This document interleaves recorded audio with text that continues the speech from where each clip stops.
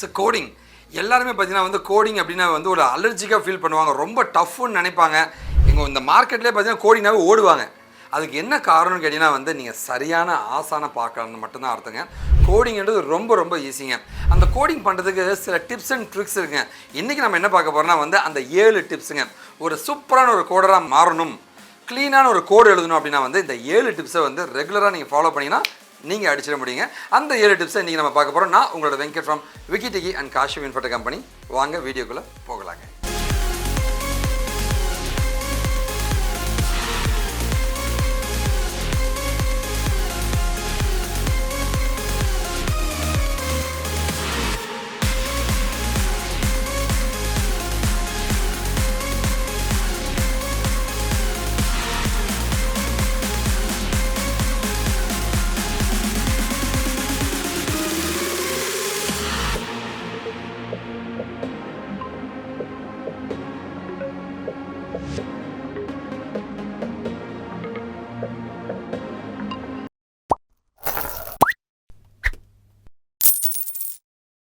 So 7 tips நம்ம இதான் நம்ம ஃபஸ்ட்டு பார்க்க போகிறோங்க. அதுக்கு முன்னாடி நீங்கள் என்கிட்ட படிக்கணும், கைடன்ஸ் வாங்கினா கண்டிப்பாக நீங்கள் என்னை காண்டாக்ட் பண்ணலாங்க.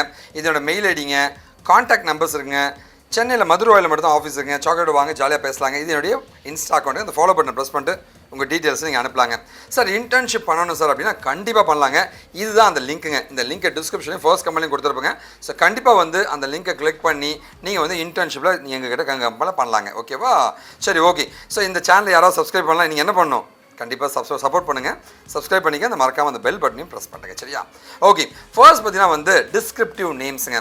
அதாவது ஒரு வேரியபிளை நீங்கள் டிக்ளேர் பண்ணுறீங்க. இன்ட்டு a = 10 அப்படின்னு ஒரு வேரியபிளை டிக்ளேர் பண்ணிங்கன்னா வந்து அந்த வேரியபிளை வந்து சும்மா பிளைண்டாக போடாமல் மீனிங்ஃபுல்லான பேராக போடு. x = 5. எக்ஸ்னா என்னப்பா? கஸ்டமரோட டோட்டல் 5. y = 10ன்றது பதிலாக இன்வென்ட்ரி கவுண்ட் 10. அந்த வேரியபிளோட பேரை பார்க்கும் போதே ஓ இதுக்காக தானா, ஸோ 5 கஸ்டமர்ப்பா, 10 பில்லு போயிட்டுருக்காங்கப்பா அப்படின்ற மாதிரி அவங்களால புரிஞ்சிக்க முடியும். ஓகேவா? டிஃபைன் இட்ஸ் பர்பஸ், அதன் பயன்பாடு என்ன, அதோடைய ஃபங்க்ஷனாலிட்டி என்ன, இதை பொறுத்து வேரியபிளோட பேரை நீங்கள் முடிவு பண்ணணும். அப்படி வச்சிங்கன்னா வந்து உங்களுக்கு ப்ரோக்ராம் எழுதுறது ரொம்ப ரொம்ப ஈஸியாக இருக்கும். ரெண்டாவது பார்த்தீங்கன்னா வந்து எம்டி லைன்ஸுங்க. ஸோ கச்சன்னு ரொம்ப வந்து லைக் நெருக்கி எழுதாமல் கொஞ்சம் ஃப்ரீ ஸ்பேஸ் விட்டு எழுதுனீங்கன்னா வந்து கண்டிப்பாக வந்து கொஞ்சம் பெட்டராக இருக்கும் அப்படின்ற மாதிரி சஜஷன் நான் தரேங்க. ஓகேவா? இங்கே பாருங்களேன், இதே கோடு தான் கொஞ்சம் கேப் விட்டு எழுதுங்கன்னு நான் சொல்கிறேங்க. அவ்வளோதான். அடுத்து பார்த்தீங்கன்னா வந்து ஒரு ஃபங்க்ஷன்ஸ்லாம் கால் பண்ணி, ஃபங்க்ஷன்னா என்ன? ஒரு செயலை செய்வதற்காக தனியாக கோடு எழுது தான் ஃபங்க்ஷனுங்க. அப்படி ஒரு ஃபங்க்ஷன்லாம் எழுதும் போது வந்து நிறைய பேராமீட்டர்ஸை அதில் பாஸ் பண்ணாதீங்க. ஓகேவா? கொஞ்சமே பேராமீட்டர்ஸாக பாஸ் பண்ணுறது ஒரு புத்திசாலித்தனமான முடிவுங்க. ஓகேவா? அடுத்தது பார்த்தீங்கன்னா வந்து அன்னெசரியான கோடுங்க. பாருங்களேன், இந்த வேரியபிளை நான் பயன்படுத்தவே இல்லை, சம்மந்தமே இல்லாமல் ஒரு தேவையில்லாத வேரியபிள்ஸு, தேவையில்லாத கோடு, பயன்படுத்தாத கோடு எல்லாமே வச்சுட்டு இருக்காதீங்க. அது எல்லாத்தையுமே தூக்கி போட்டுருங்க. அன்னெசரி கோடுங்க.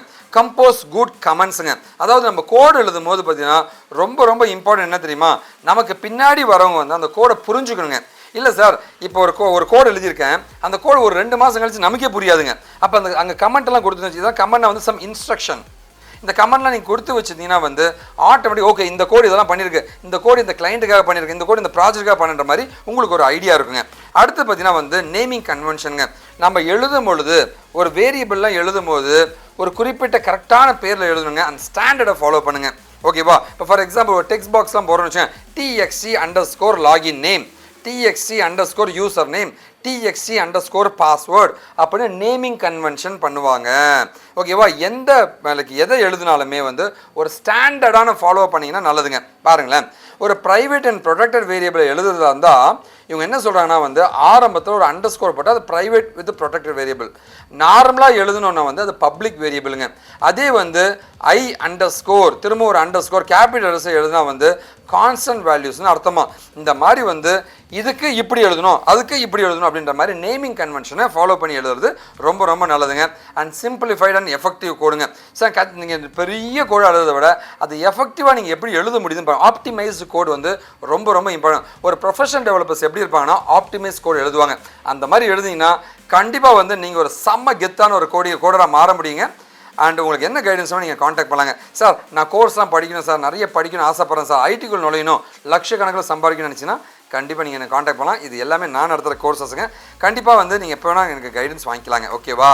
ஸோ நீங்கள் எனக்கு பண்ணக்கூடிய ஒரே ஒரு இது என்னங்க, நல்லதை பகிர்வோம், நல்ல சமுதாயத்தை உருவாக்கும், நாம் வீழ்ந்தாலும் நம் இனம் வாழட்டுங்க. வாழ்க தமிழ். திஸ் இஸ் வெங்கட் சாமி விக்கிடேக்கன் KaaShiv InfoTech. இது வந்து என்னுடைய சோஷியல் நெட்வொர்க் சேனல்ஸுங்க. என்னோட வாட்ஸ்அப் சேனலில் ஜாயின் பண்ணலாங்க. அண்ட் இன்ஸ்டாகிராமில் வந்து நீங்கள் என்னை காண்டாக்ட் பண்ணலாங்க. உங்களுக்கு என்ன உதவியோ நான் பண்ண தயாராக. நன்றி, வணக்கம்.